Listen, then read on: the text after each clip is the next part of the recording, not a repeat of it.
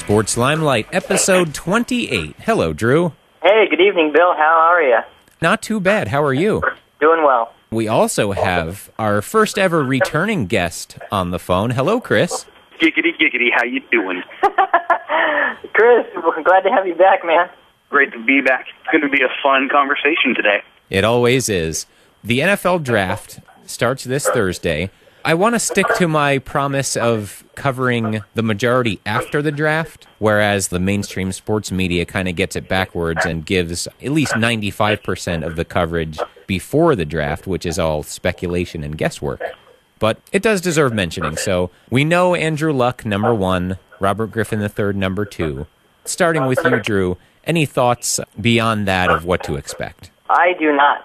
I tried to have an NFL mock podcast with you, but I'm just not confident right now. How about you, Chris? I really don't put that much stock in the draft unless there's that one insanely incredible person that you just have to have. For all intents and purposes, I refuse to watch college football because there's too many teams, and all the focus seems to be on Andrew Luck, RG3, and then this Ryan Tannehill kid.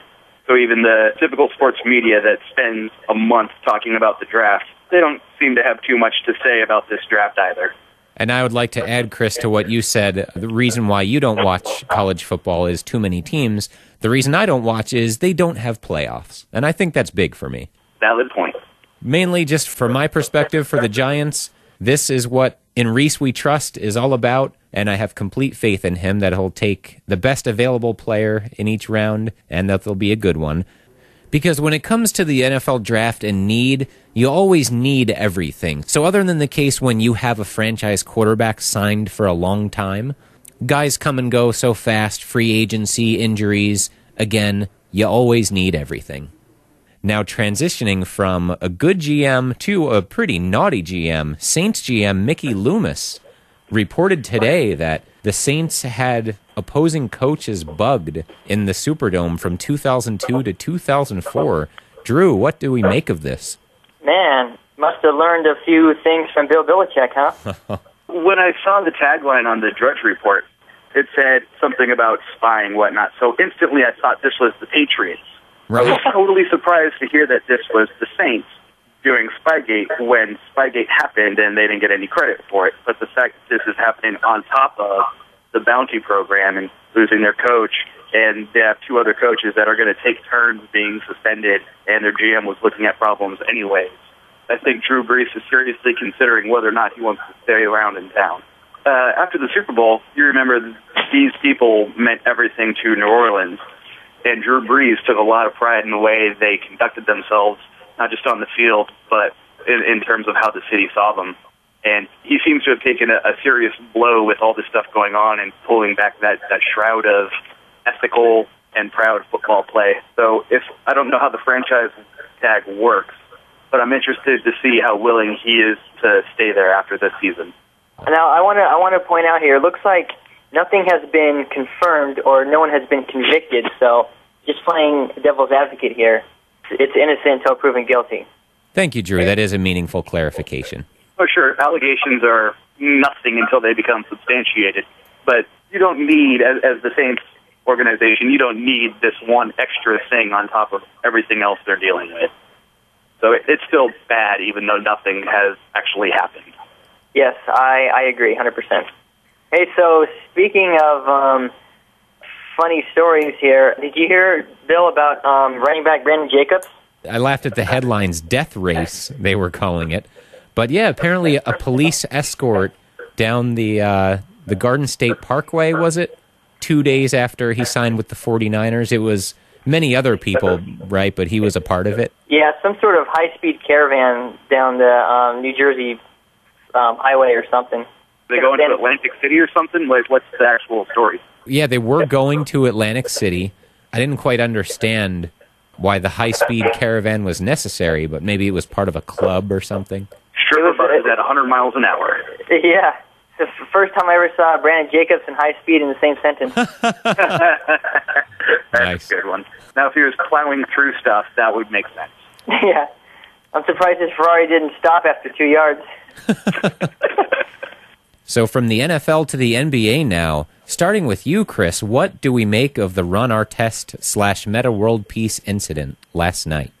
Obviously, we have to consider Meta World Peace versus Ron Artest and then his past transgressions. Yeah, if you could review for us in the past the kind of transgressions Artest had. Transgression! Well, his most obvious transgression earned the dubious nickname of Malice at the Palace. Yep. When the Pacers and the Pistons were playing. Now, this happened November 19th, 2004. Artest got suspended that whole season. A couple other guys got suspended as well. Since then, Ron Artest has done everything he could to not change his image, but to be a better person and seek the kind of professional help necessary. If you remember, after he won the NBA Finals with the Lakers, he blatantly, on television, live report everything, said that he wanted to thank his therapist. Right, I remember that. And he was actually very proud of the fact that he went and sought help for something he knew to be an issue. Because of this, and the name change to Meta World Peace, it's a very weird event. What happened yesterday, the Lakers were playing the Oklahoma City Thunder, and near the end of the first half, Ron Artest has this actual original Ron Artest kind of play where he drives the lane, awesome dunk, and then he does like a flying backward elbow to James Harden's head and knocks the dude flat to the ground. And Ron Artest acts like nothing happened, didn't see it, like he was just celebrating. And it's interesting to see whether or not he's suspended for the first series of the playoffs or if he's just done for the postseason, because it was actually a very violent elbow to Harden's dome. Yep, as of right now, no specific suspension handed down. They're still working on it, apparently. It's a weird anomaly for someone who's worked so hard to be a better person. Yeah, as you said, you want to give him credit for doing all of that and really seeking help, but clearly still haunted by those kinds of problems, and it could sadly always be a part of him no matter how hard he tries. So my question to Drew is, how much do you think Meta World Peace's past as Ron Artest will actually affect his suspension and therefore how the Lakers handle the playoffs? It's tough to see World Peace in trouble here, but he is definitely a key component in the Lakers, especially with Kobe and his past injuries. You wonder, how healthy are the Lakers? And, without their core player, I would say he's the heart and soul. I mean, he put himself out there, offensively and on the other side of the ball. So, it'll be interesting to see. And it's also a weird timing because his play was improving dramatically over the last month. Yes, I agree. And now to the NBA playoffs, gentlemen. We look ahead. Most teams have only 2 or 3 games left, so what do you guys see happening in the rest of the regular season race and in the playoffs? Well, it looks like Philadelphia has the 8th spot under control. I don't see them losing ground to Milwaukee, so I think the eastern side is pretty much wrapped up. But on the western side, we have Utah and Phoenix battling out there for the 8th seed. Yeah, Chris, what do you think of that? Is Utah and Phoenix play each other, tomorrow? Yeah, Utah and Phoenix are squaring off tomorrow. After that game, each team has one more game to play.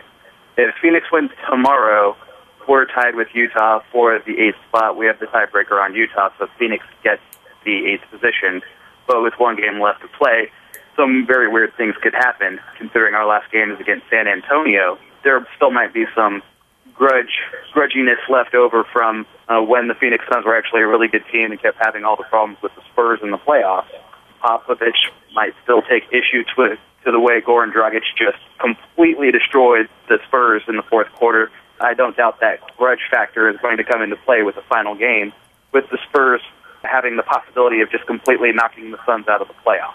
And on the flip side, you never know if Portland would like to play spoilers to Utah if it comes down to it, too. I don't really think Phoenix is going to beat Utah, and at which point Popovich will just rest his stars.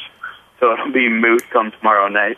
Yeah, I would agree. I don't see, from looking at it from San Antonio's side of things, the chant, not our rival, kind of applies here, where Phoenix is kind of obsessed with San Antonio, while I don't think San Antonio cares about Phoenix. As a rivalry, it's been pretty one-sided, although very competitive in the playoffs. So I don't think San Antonio would kind of want to beat Phoenix more than any other team.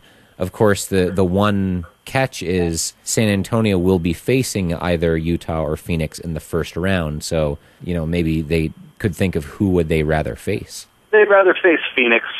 If we squeak in, we're not making it past the first round. Steve Nash just looks done. Phoenix looks like they're playing like a team who's afraid to lose. So inevitably they do all the wrong things at all the wrong moments. That'd be interesting to see if San Antonio loses to Phoenix on purpose in order to play them. I don't put it past Popovich. But what do you think is going to happen with the East? Who do you think are going to be the last two teams facing each other? A few weeks ago, I would have put my money on Orlando making it to the finals, but with what happened to Dwight Howard, I mean, they're already down to the 6th seed now, so they're not even going to have home court advantage in the first round. So looks like a ho-hum another Chicago-Miami final. I'm hating on LeBron till the day I die. I'm pulling for the Bulls, although I wouldn't be surprised if Boston winds up facing one of these two teams and knocks them out. Not both, but I could see Boston surprising the whole East.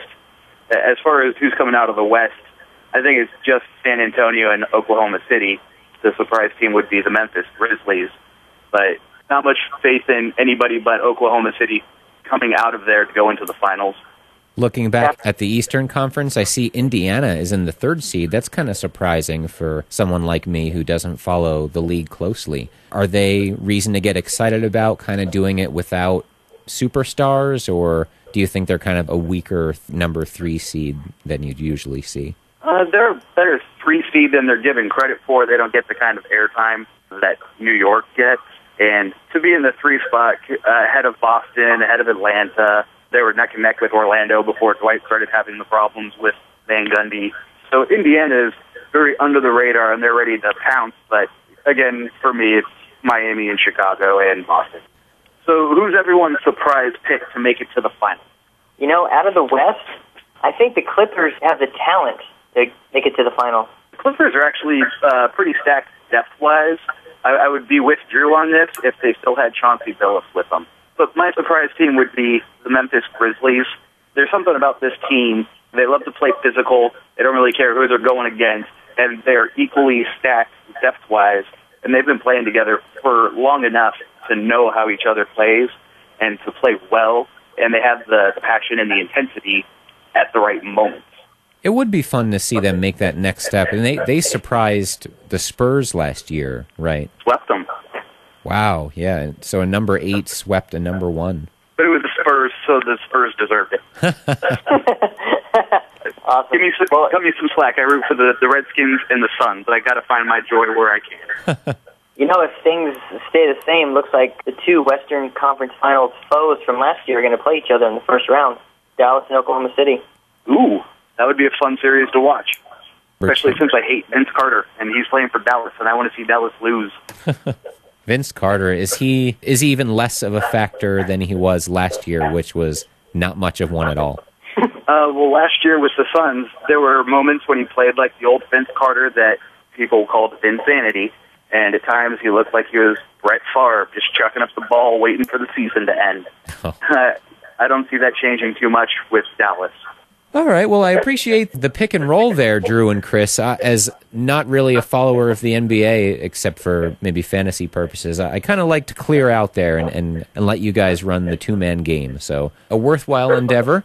All right, thanks, John Stockton. Does that make me Karl Malone?